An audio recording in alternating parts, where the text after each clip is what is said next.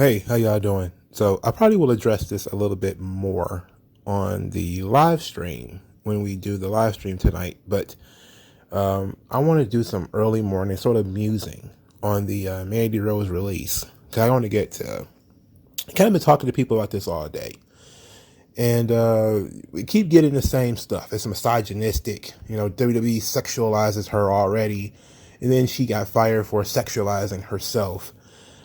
These the pro sex work people that they're calling themselves, and then there's the just people who are just anti WWE as it is. So nothing WWE does can be correct. So let's go through this a little bit, because I want to do something just a little bit different. So here's how I see it. The NFL, right? Is you play football. You play rugby or whatever. You're a boxer. You're a UFC fighter. You get paid to be aggressive and to hit other people. If you take that aggressiveness and that desire to hit other people, and you're really good at it, then you will get rewarded from the NFL, from boxing, from UFC. They love people who are aggressive and who like to fight. But if you take that same person, you put them in a nightclub or bar, that person gets arrested. And UFC and the NFL will both say, wait a minute, you got into a fight in a club. That person doesn't get to turn around and say, well, you pay me to get into fights. You pay me to be aggressive. I'm just doing it on my own time. It's like, no, you know better. You know that there's acceptable behaviors here and acceptable behaviors here. One of the biggest, most frustrating things isn't the people who constantly complain about WWE anyway. Some of the people are the folks who are usually rational, who are now become irrational and paternalistic about this Mandy Rose thing. And they're saying the same thing. Well, they make so much money off of her taking pictures and being in bikinis. And you have to say to yourself, bruh, she has a video of herself playing with her pussy. That's not a bikini picture. It's not a lingerie shot. All right? She's naked in the shower with her boyfriend. That's not, like, are they showing full frontal? It's like, not yet. But she's almost there. I'm sorry. Mandy Rose crossed the line. She's 30 years old. She's not a child. This idea that she's been exploited. I literally saw somebody say she was been exploited. Mandy Rose is 30. If you look at her entire history, I believe she was a bodybuilder. So she's very comfortable with her body. All right? She's used to taking bikini pictures. She's used to doing lingerie shots. She's used to this stuff. If that was what she was doing, I guarantee you WWE would not have fired her for that. Guarantee it. I guarantee it. How do I know? Well, because Natalya Neidhart, who WWE does not sexualize, she has a YouTube account with her sister where they do pool parties and they're licking cream off of each other. It's very, very weird. And she sexualizes herself. Her and her sister jiggling their titties all over YouTube. I haven't seen WWE fire Natalya. She makes money off that. WWE isn't firing Natalya. Lacey Evans has a calendar. She's putting out calendars. She's doing a photo shoot. She's wearing bikinis. She's wearing costumes. She's bent over, showing cleavage, everything. She's not going to be fired for that. And WWE does not sexualize Lacey Evans on TV. It's what Mandy Rose chose to do herself that put her in this position. Like I said before, Zelina Vega was in a position where she'd started her OnlyFans account, but she was just doing cosplay. It was basically, hey, pay me to see me in different costumes. I don't think she was naked yet. I do believe that sometimes these girls, and I think Mandy Rose is probably one of them, that the money for wearing costumes is different from money wearing bikinis and lingerie, right? It's different. You're probably going to make a little bit more money if you show a little bit more skin, And then you show a little bit more skin. And next thing you know, you're doing positions. And next thing you know, you're topless. Then you're bottomless. Then you're, that kind of stuff happens to people, you know? And again, Mandy is not a child. She knows what she's doing. There's a lot of different things being tossed around that WWE asked her to stop doing this, and they knew about it the entire time, which should tell you already that if people believe that, then this firing didn't come out of nowhere. It came out of WWE's frustration with Mandy continuing to do what she was told not to do. That's if you believe that they knew about it beforehand. If you believe that they just found out about it and irrationally fired her, then okay, I can see why you might be outraged. Because it came out of nowhere. She didn't get a chance to explain herself or whatever. We don't know. We don't know the details, the minor details of that. But the bottom line is, she knew she wasn't supposed to be doing it. That's the bottom line.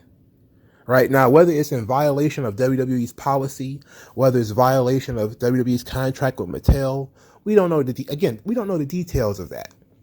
The bottom line is, however, she knows she works for a PG company, and putting out videos playing with her pussy is probably not going to be on the up and up with the higher ups in WWE. She knew that, and she did it anyway. So what do you expect them to do? Hey, everybody go play with your pussy out here on video and have it shared around the internet? It's one thing, you know, to do sexy pictures and stuff like that WWE does not control, they have any control over. It's one thing. It's another thing to be doing softcore porn. That's basically what she was going into. She was going into softcore porn. She wasn't completely naked in all of her videos or anything that she was covering up the goodies. She was still in that stage where she was showing a lot of skin, but she was covering up the goodies. And then the goodies started becoming a little bit more prominent. All right. So she was getting there where she was getting a little too spicy.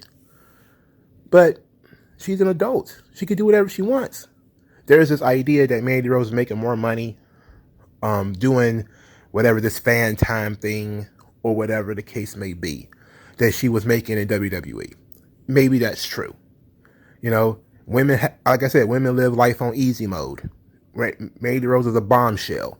If she could probably make more money taking her clothes off than she can taking bumps, more power to her.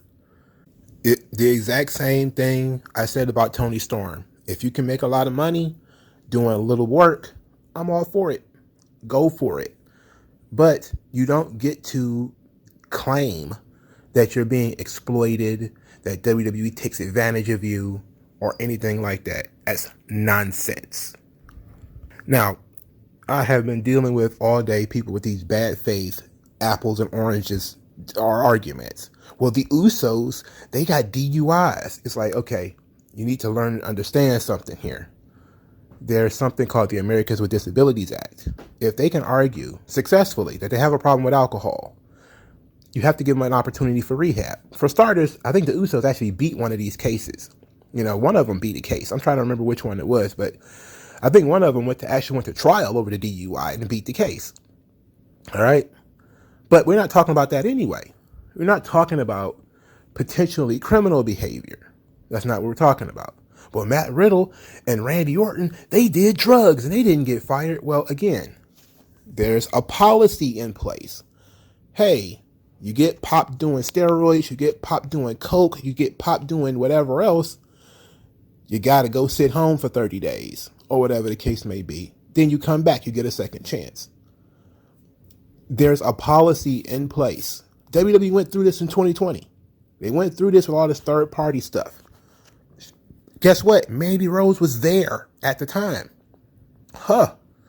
She was there while everybody else was getting popped, doing Cameo, and she was there when Zelina Vega got fired from OnlyFans.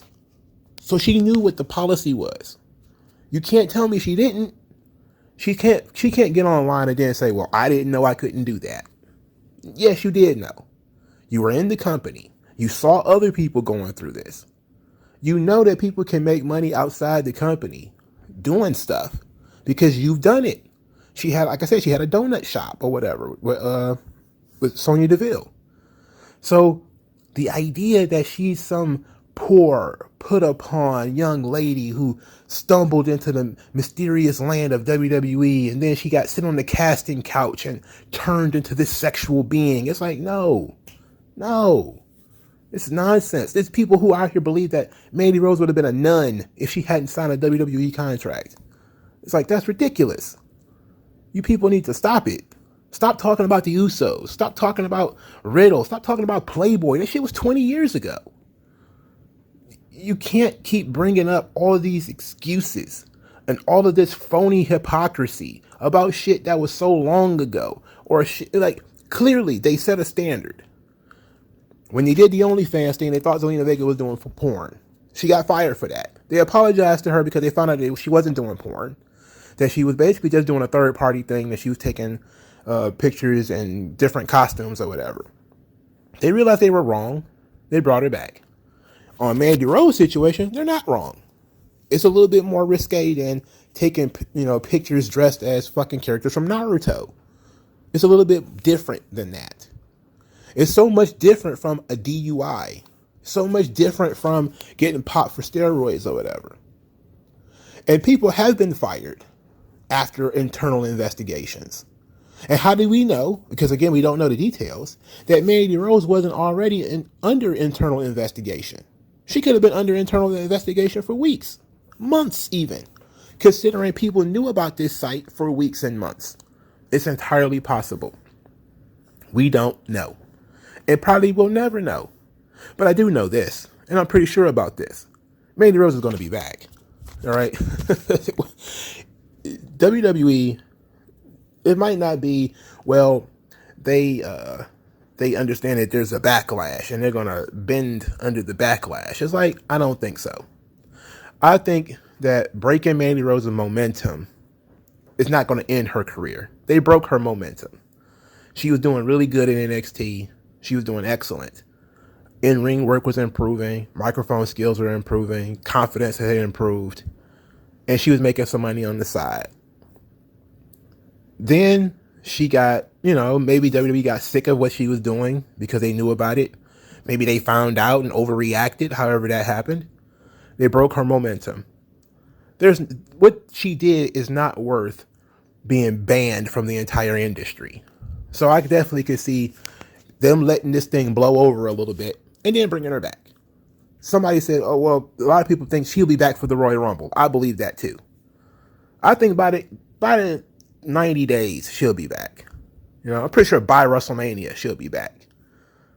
To me, it's not a situation where we need to get in an uproar, right? We don't need to scream and yell and pretend to be outraged about this.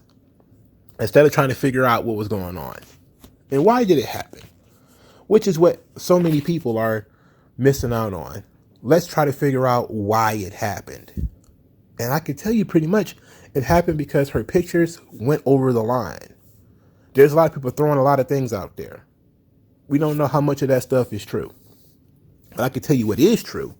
Under no circumstances can you be putting out videos playing with your pussy, jiggling your titties with your bare hands and all that kind of stuff. And that's just okay.